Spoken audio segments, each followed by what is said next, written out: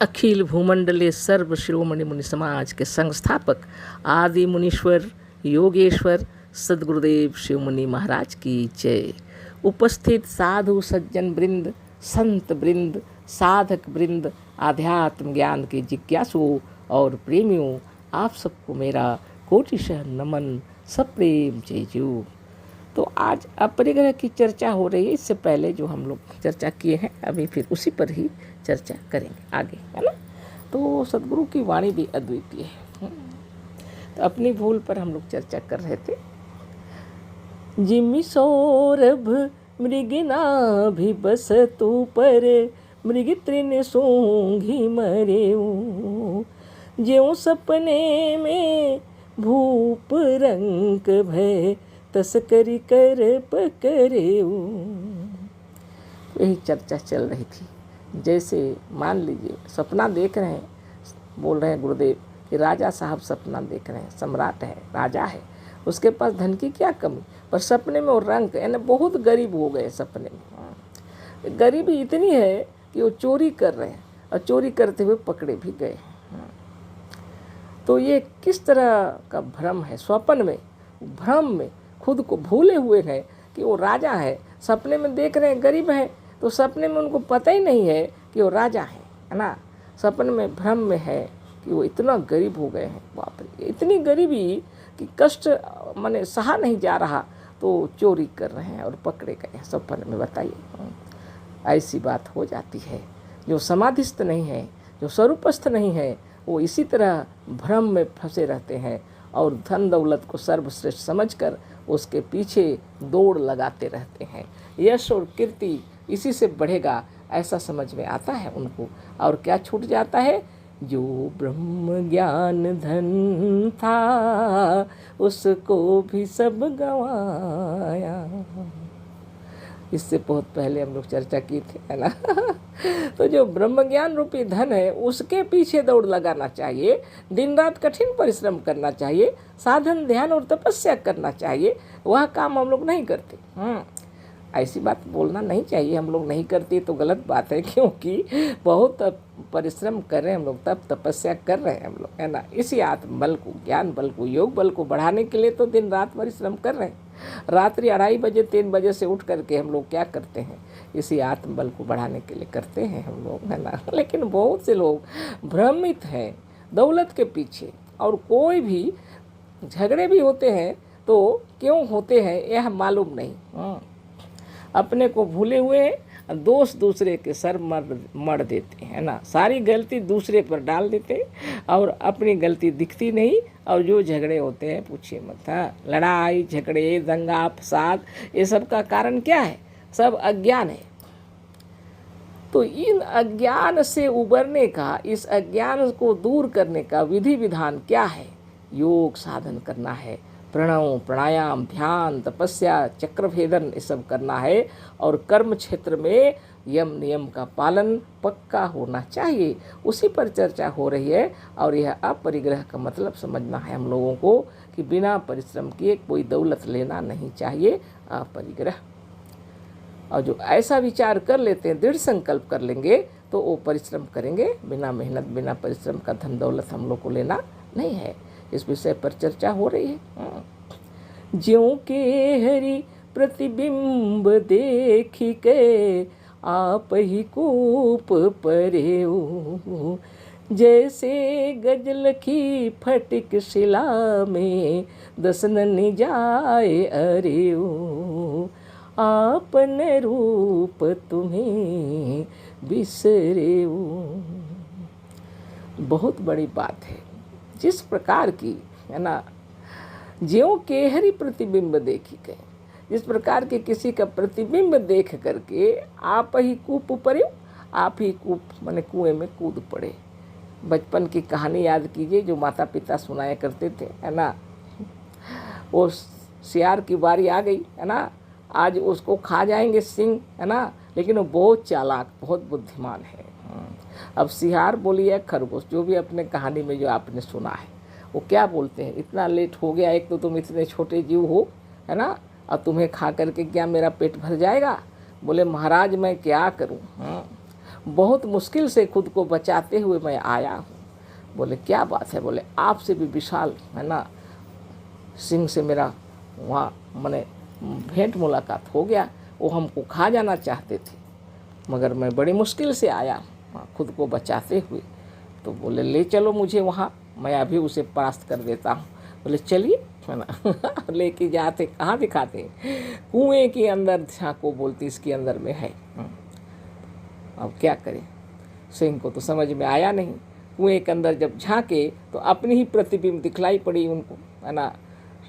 अब सिंह घबरा गया, बोला वाह इतना विशाल, अच्छा ठीक है, बोला मैं आ रहा हूँ, है ना, और कुएं में कूद पड़े।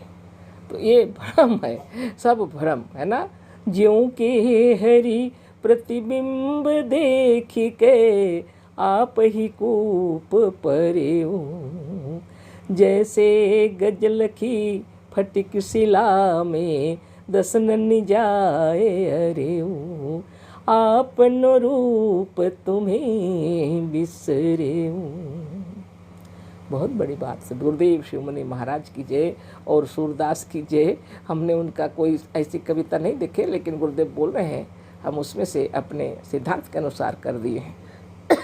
बहुत बड़ी बात है। ज्यों किसी की प्रतिबिंब देख कर के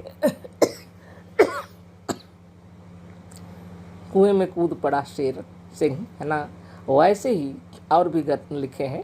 गज लखी फटिक शिला पे, गज को देख लिया, सोच रहे हाथी को देखें, कहाँ पर? संगमरमर के पत्थर पर उसका छवि देख रहे हैं, है ना। संगमरमर का पत्थर में जब सामने आए गज ना हाथी, तो उनको दिखा बहुत विशाल हाथी, है ना, वो फटिक शिला पे संगमरमर के पत्थर में दिखा।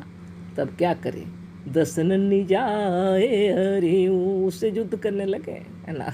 ऐसी बातें हो जाती हैं भ्रम में, क्या क्या नहीं हो जाता है। देखिए हाँ, इतना विशाल हाथी, लेकिन उसको भ्रम हो गया है कि यह एक दूसरा हाथी है ना, और उससे लड़ाई करने बैठ गए। सिर पटक रहे होंगे, सिर उसी पे, है ना। कितनी बड़ी बात हो जाती है, बहुत बड़ी बात। आपन रूप तुम्हें बिसरे, सदगुरुदेव हम लोग को बता रहे हैं, अपन रूप को विसार दिए हैं। हम सच्चिदानंद हैं, हम ब्रह्म हैं, साक्षात शिव हैं, ब्रह्मा विष्णु महेश्वर हैं। दौलत की क्या कमी है? हाँ, सारा विश्व आपका बनाया हुआ है, लेकिन धारणा ध्यान समाधि, हाँ, सब कुछ जरूरी है। आसन प्राणायाम प्रत्याहार धारणा ध्यान समाधि, ये सब करने से जब आप समाधिस्थ हो जाएंगे तो आप ब्रह्मत्व को समझ पाएंगे। और बाकी तो भटके हुए हैं। यम नियम अगर पक्का नहीं होगा, यह भी सिद्ध नहीं होगा।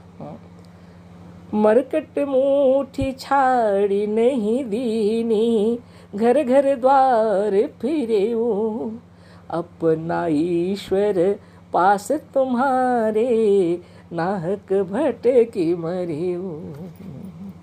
धन्य धन्य सदगुरुदेव शिवमुनि महाराज, आपकी महिमा अपार अपरंपार गुरुदेव।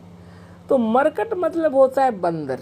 उसको पकड़ने का विधि सभी को पता ही है ना। एक ऐसा छोटा सा मटका लिया, ले करके रख देते हैं, और मुंह उसका बहुत छोटा होता है ना, और उसके अंदर में चना है जो थोड़ा दिखाई पड़ता है ना। तब ये लोग दौड़ के आते हैं, क्या है? बंदर देख लेता है तो उसके अंदर में हाथ डाल देता है और चना को पकड़ लेता है मुट्ठी भर के, और हाथ को बांध लेता है मुट्ठी, और निकालने की कोशिश करता है। चना पकड़े रहता है, छोड़ता नहीं है, और खूब चें चें चें चें करता है। तब तक लोग पकड़ने वाले उसको पकड़ लेते हैं। अगर वह बुद्धिमान होता तो चना को पकड़ के वो मुट्ठी बांध के चें चें चें चें क्यों करता? बुद्धिमान नहीं है वो। अब वो मुट्ठी में चना पकड़ा है और हाथ में मुट्ठी डाला, तो हाथ का जो साइज था वो तो बड़ा हो गया ना। और जब ऐसे साधारण से मुट्ठी डाला हाथ को अंदर तो घुस गया, पर निकालते समय मुट्ठी बंधा हुआ है, मुंह छोटा मटके का, तो कैसे निकलेगा? अब क्या करें? उसी चने का जो लोभ उसको पकड़ा देता है ना। अब जब पकड़ में आ गया किसी के, तब तो उसको लोग पालते हैं और घर घर द्वार द्वार उसको ले जाते हैं भीख मंगवाने के लिए। जो उछाल मारता था पेड़ों में, है ना, इधर से उधर स्वतंत्र घुमा करता था, आज वह घर घर द्वार द्वार फिर रहा है। कोई उसको लेके घुमा रहे हैं, भीख मंगवा रहे हैं, है ना। स्थिति कितनी खराब हो गई, कितनी दयनीय हो गई। एक छोटा थोड़ा सा मुट्ठी में चना पकड़ा था, जिसकी वजह से वो इतना बड़ा बंधन में घिर गया। आज मनुष्य की यही दशा है। वो जो थोड़ा सा धन दौलत के लिए ये तस्करी चोरी सब करते हैं, घूसखोरी करते हैं, है ना, ठगते हैं। हाँ, ये बहुत गलत तरीके से धन उपार्जन करने का फल क्या है? ब्रह्म ज्ञान चला जाता है ना। आत्मबल, मनोबल, ज्ञान बल, योग बल नष्ट हो जाता है और वो भिखारी बन जाता है वास्तविक में, है ना। उसका आत्मबल, मनोबल, ज्ञान बल, योग बल नष्ट हो जाने के कारण से वो जीवन में तकलीफ पाता है और आदत इतनी खराब हो जाती है उसकी कि मांगना ही उसका एक प्रकार का स्वभाव हो जाता है ना। तो फिर इस जन्म में तो पता नहीं कितने युग लग जाएंगे उसको आत्मस्थ होने के लिए, है ना। अगर हो सके तो इसी युग में, इसी जन्म में सद्गुरु जैसे मिल जाए तो बहुत बड़ी बात है। अपना ईश्वर पास तुम्हारे, नाहक भटे की मरे। अपना ईश्वर पास तुम्हारे, तुम्हारे पास क्या, तुम स्वयं ईश्वर हो। गुरुदेव स्वयं ही बता रहे हैं, है ना।